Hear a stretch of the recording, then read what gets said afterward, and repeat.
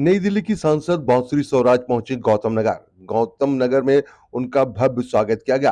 कार्यक्रम था जन सुनवाई का। ये कार्यक्रम जो है सुमित्रा दहिया के द्वारा, बीजेपी की पूर्व प्रत्याशी जो है नगर निगम की सुमित्रा दहिया, उनके द्वारा इस कार्यक्रम को रखा गया था जन सुनवाई का।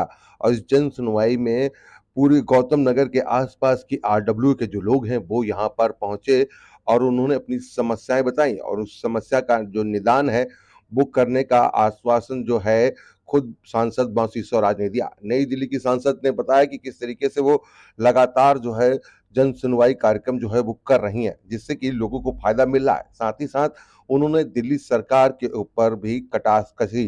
जी हाँ, लगातार जिस तरीके से, क्योंकि दिल्ली सरकार का जो है यहाँ पर चाहे उनके पार्षद हों चाहे विधायक हों, दिल्ली सरकार लगातार जो है सत्ता में है और उसको लेकर बांसुरी स्वराज ने बताया कि जो काम दिल्ली सरकार के बस में है वो काम वो लोग नहीं कर रहे हैं, जो उनके अधीन काम आते हैं उस काम को नहीं किया जा रहा है, जिसकी वजह से दिल्ली की जनता को दिक्कत हो रही है। लेकिन उस दिक्कत को वो जल्द से जल्द निपटारा कराएंगी। साथ ही साथ यहाँ पर जिस तरीके से, क्योंकि लोगों ने जहाँ एक तरफ उनका स्वागत किया तो उन्होंने भी यहाँ पर पहुंचे हुए आरडब्ल्यू के जो लोग हों, अन्यथा चाहे यहाँ के रहने वाले रेजिडेंट हो, उनको सम्मानित किया। साथ ही साथ जिस तरीके से उन्होंने दिल्ली सरकार के कई सारे विधायकों की जो खामियां हैं वो बताई, साथ ही साथ दिल्ली के मुख्यमंत्री की खामियां बताई। लगातार जिस तरीके से दिल्ली में आजकल जिस तरीके से, चाहे वो सीवर ओवरफ्लो होने की बात हो, चाहे पिछले दिनों की बात करी जाए तो पानी का संकट हो, चाहे बढ़े हुए बिजली के बिल हो, साथ ही साथ इंक्रोचमेंट जो है एक अहम मुद्दा है। उन सारे मुद्दों पर दिल्ली के लोगों ने, गौतम नगर के लोगों ने अपनी बातें रखी, सवाल जवाब हुए और लोगों ने अपनी समस्याएं जो है लिखित में भी दी और बताया भी। लेकिन यहाँ पर आप देखिए किस तरीके से जोरदार जो स्वागत है वो किया गया बांसुरी स्वराज का, जो कि नई दिल्ली की सांसद हैं। और यहाँ पर सुमित्रा दहिया जिस तरीके से, क्योंकि ये पूरा कार्यक्रम जो है उनके द्वारा जो है गौतम नगर के मंदिर में रखा गया था। और यहाँ पर देखिए किस तरीके से जो लोग हैं, चाहे वो नारी शक्ति हो, चाहे युवा हो या बुजुर्ग हो, सभी लोग यहाँ पर पहुंचे हैं। पुलिस के लोगों को भी यहाँ पर सम्मानित किया गया। और लगातार जिस तरीके से, क्योंकि जो क्षेत्र की समस्या है, उनके संसदीय क्षेत्र में जो समस्या, उस समस्या का निदान दिलाने का पूरा भरोसा जो है इनके द्वारा दिलाया गया। बांसुरी स्वराज ने कहा कि जल्द से जल्द जो समस्याएं हैं उस समस्याओं को खत्म किया जाएगा और लोगों को जिस तरीके से आने वाला विधानसभा चुनाव है उसके लिए भी कहा गया कि वो आने वाले विधानसभा में भारतीय जनता पार्टी की अगर सरकार बनाते हैं तो डबल इंजन की सरकार होगी, जिससे कि जल्द से जल्द काम होगा। आइए उन्होंने क्या कहा, आइए वो हम आपको सुनवाते हैं कि किस तरीके से उन्होंने यहाँ पर पहुंचकर लोगों से वार्तालाप करी।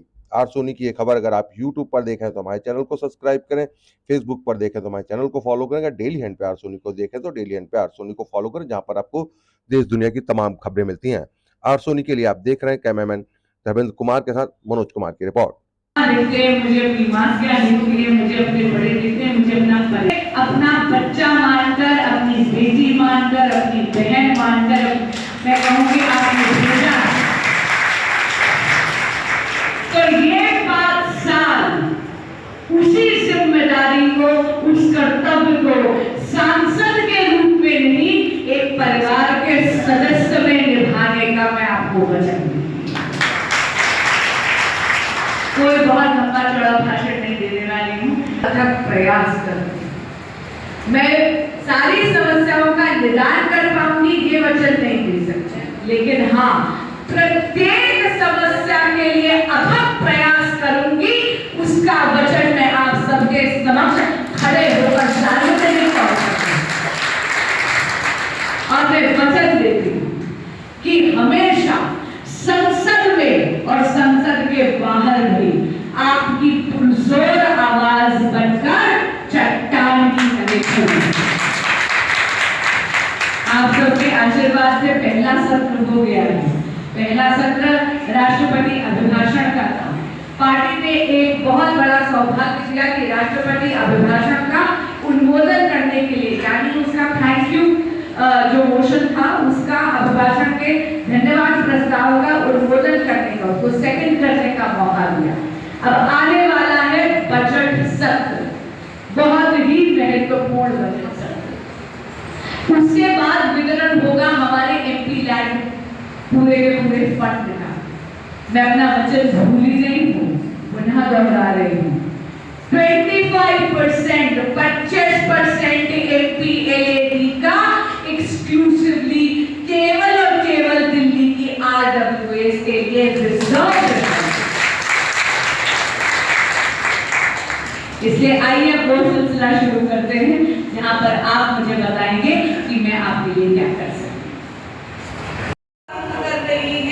उनके एक दशक के शासन के बाद भी तो आगामी विधानसभा चुनाव में जब आप वोट देने जाएंगे तो कृपया जरा 1 मिनट का मौन रखकर अपने अंतर्मन से पूछा जाए कि ऐसी सरकार जिसके माननीय मुख्यमंत्री यहाँ पर सत्ता तो भोगी, लेकिन 1 दशक के बाद भी आपके जीवन में इंक्रोचमेंट, पानी, सीवेज और सड़क की अगर समस्या बरकरार है तो क्या ऐसी सरकार को आपके वोट का हक है? क्या ऐसे माननीय मुख्यमंत्री अरविंद केजरीवाल जी को दिल्ली की सत्ता भोगने का अधिकार है? वो दिल्ली जो गर्मी आते ही बूंद बूंद पानी के लिए तरसती। मुझे आज सांसद बने 5 हफ्ते से मैं रोज अधिकारियों के हाड़े काटती हूं। मैं आपको सच बताती हूँ, रोज उनसे आग्रह कर रही हूँ, रोज उनसे निवेदन कर रही हूँ कि कृपया यहाँ वाटर टैंकर भेज दीजिए। और इसका ताल्लुक केवल सेवा बस्ती से नहीं, पॉश से पॉश कॉलोनी, बड़े से बड़ा गांव और हाँ सेवा बस्ती में तो ये दिक्कत है सफाई, पानी, ये जो बेसिक नेसेसिटीज हैं, जो हमारे बेसिक अधिकार हैं। केजरीवाल सरकार बड़े बड़े दावे तो करती है लेकिन आपकी समस्याओं का निदान नहीं करती। इसलिए जब आप आगामी चुनाव में जाए तो याद रखिएगा, यदि आप मुझे भाजपा का विधायक देंगे तो आपकी इस सांसद के कार्य करने की गति में पंख लग जाएंगे। मैं आपसे एक और बात पूछना चाहती हूँ, ऐसे माननीय मुख्यमंत्री जो अपनी उपस्थिति में अपने ही घर में अपनी ही महिला सांसद की सुरक्षा सुनिश्चित नहीं कर सकते, क्या उन्हें दिल्ली पर राज करने का अधिकार है? ऐसे माननीय मुख्यमंत्री कोविड में जब दिल्ली एकदम त्राहिमाम कर रही थी, वो अपना शीश महल बना रहे थे जहां पर 8 लाख के पर्दे और 6 करोड़ का मार्बल लगा रहे थे। क्या ऐसे माननीय मुख्यमंत्री अरविंद केजरीवाल जी को पुनः दिल्ली की सत्ता भोगने का अधिकार है? नहीं। आज आपने जो भी मुझे समस्याएं दी, इनके निदान के लिए मैं पूरी कोशिश करूंगी। आपके विधायकों के साथ, आपके पार्षदों के साथ, आपके अधिकारियों के साथ जूझना होगा तो जूझूंगी। लेकिन हाँ, आगामी विधानसभा के चुनाव में याद रखिएगा कि ना आपको जूझने की आवश्यकता पड़नी चाहिए, ना मुझे जूझने की आवश्यकता पड़नी चाहिए। ये तो बहुत स्वाभाविक काम है। इस बार दिल्ली में भाजपा की डबल इंजन की सरकार लाकर तो देखिए, पानी भी मिलेगा, सीवेज का जो सिस्टम है वो भी ठीक होगा, अच्छी शिक्षा भी मिलेगी, इंक्रोचमेंट भी दूर होगा। आपकी सभी समस्याओं के निवारण के लिए डबल इंजन की सरकार का जरा प्रयोग कर देखिए, यहाँ पर भी उसी प्रगति पे काम होगा जितना कि बाकी ऐसे राज्यों में हो रहा है जहां पर भाजपा का शासन। बहुत बहुत धन्यवाद, आप समय निकाल कर आए। और पुनः मेरी बड़ी बहन सुमित्रा दहिया, जो मुझे लगता है कि कर्मठता की, प्रयत्नशीलता की, कमेलेपन की मानवीय रूप है, ऐसी बहन का मैं पुनः धन्यवाद। 10 साल से सड़कें नहीं बनी हैं और हम एमएलए के यहाँ चक्कर काट के थक गए हैं इससे ज़्यादा। मैम आप इसके लिए प्लीज़ फंड हमें मतलब बहुत ज़रूरी है। मैम आप लिखित कि मैं अगले 5 वर्षों के लिए भी आपसे निवेदन करूँगी, चाहे RW हो, चाहे मार्केट एसोसिएशन हो, चाहे आप व्यक्तिगत तौर पर आए, यदि आप मुझे लिखित सब भूल भी जाता है, इसीलिए आपसे निवेदन करते हैं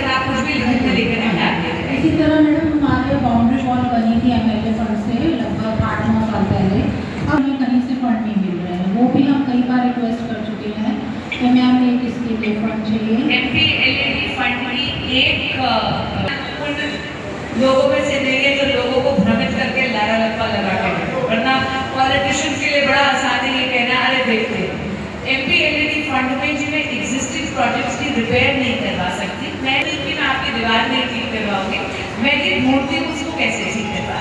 ठीक है मैडम, इसी तरह हमारे वहाँ जो प्रॉब्लम है, एक तो नालियों की प्रॉब्लम है, इतना पानी भरा इस बरसात में, सबकी बेसमेंट डूब गई और सीवर लाइन पिछले 40 साल से चली हुई है और उनमें पानी जो है मिक्स होके आता है। कितनी अच्छी बात है, ये दोनों माननीय मुख्यमंत्री अरविंद केजरीवाल जी की सरकार के नीचे आ गया।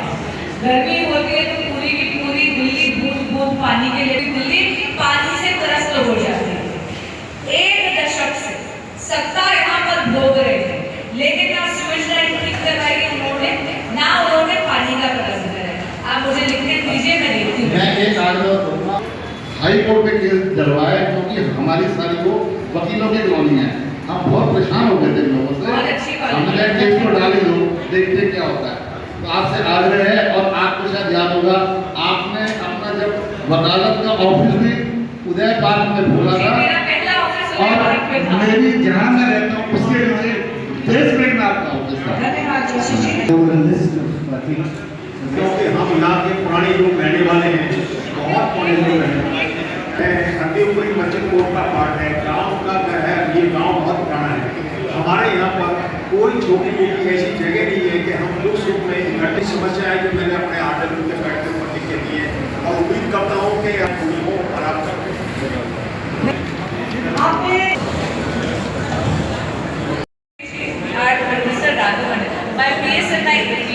इनके नंबर्स दे दीजिए, एंड अगर वैसे भी है तो काट नेट भी सुमित्रा दीदी है तो कार बैठ के मेरे को पकड़ के लेके आएगा, है ना। इन्होंने पहले ही बोला कि आपकी बेटी, आपकी भांजी, आपकी बहन, और मैंने पहले ही बताया था कि आपकी सांसद जो बांसुरी स्वराज जी कभी भी आपसे झूठा कोई कमिटमेंट नहीं करेंगी, ये मेरी गारंटी है, मोदी जी की गारंटी है। और बताइए कुछ और कागज लेकर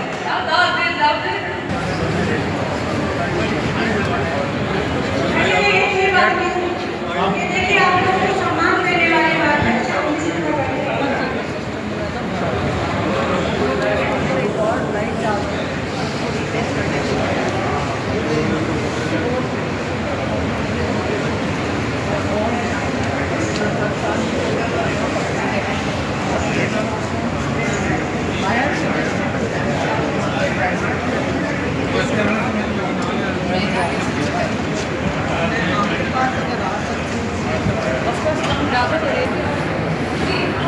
कि प्रत्येक विधानसभा में जाकर जनसुनवाई कर रही हूँ। मैं जानती हूँ कि मैं संसद में खड़ी ज़रूर हूँ, लेकिन वहाँ खड़ी हूँ केवल जनता जनार्दन के कंधे के सहारे। इन्होंने ही मुझे अपना जनादेश देकर ये जिम्मेदारी सौंपकर वहाँ भेजा है, तो आज सेवा के लिए आई हूँ।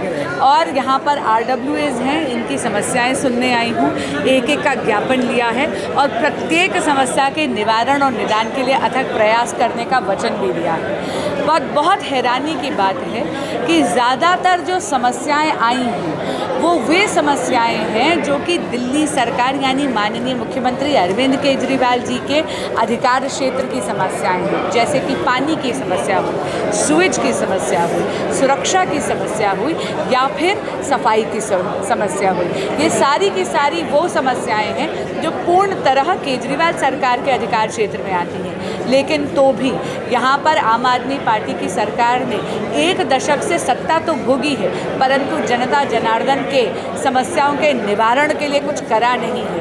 लेकिन हाँ, आज जनप्रतिनिधि बनकर, इनकी पुरजोर आवाज़ बनकर संसद में और संसद के बाहर इनकी सभी समस्याओं के निदान के लिए प्रयास करूँगी। मिलेगा लोगों को। देखिए, आपने हमारी वरिष्ठ व्यक्तित्व, दमदार आगाज, नैतिकता, मूल्य और सिद्धांतों से भरपूर हमारी सांसद मिली हमें। सारी जनता, पहले तो हम प्रधानमंत्री आदरणीय राष्ट्र को जन समर्पित श्री नरेंद्र मोदी जी को, सारे हमारे यहाँ का आपने जनसमूह का उल्लास, उत्साहित खुशी देखी होगी कि सबकी जो पसंदीदा थी, जो चाहते थे वो सांसद कैंडिडेट देकर एक हमारी नई दिल्ली की जनता को एक नई कहते हैं ना, जैसे मीडिया होता है नई क्रांति जागृत, ऐसे जो केजरीवाल कह कर आया था ना, वादे कर कर के पानी दूंगा, बिजली दूंगा, नाले बनवाऊंगा, वो सब हमारे पास बजट ना होते हुए भी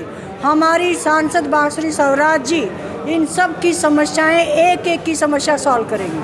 अच्छा, क्या लगता है जिस तरीके से आज सभी आपने RW के लोगों को और यहाँ पे सोसाइटी के अलग अलग जगह के लोग आए थे, कितना जल्दी ये काम हो पाएगा? जो समस्याएं हैं, बांसुरी जी टाइम नहीं लगाती हमारी सांसद, ये विद इन वीक में करके इनके पास मैसेज आ जाएंगे 2-3 दिन में ही कि आपका काम हो गया, आपका काम हो गया।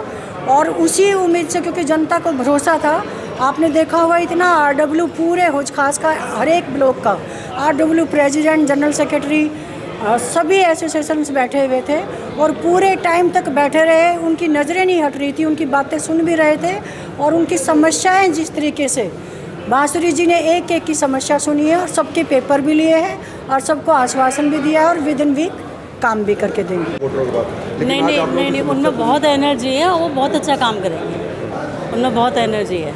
आप लोगों ने भी अपनी समस्याएं बताई उनको? हाँ बिल्कुल, हमने अपनी समस्या बताई है। हमारी सांसद बहुत अच्छी है और हमारे साथ हरदम खड़े रहने के लिए तैयार है।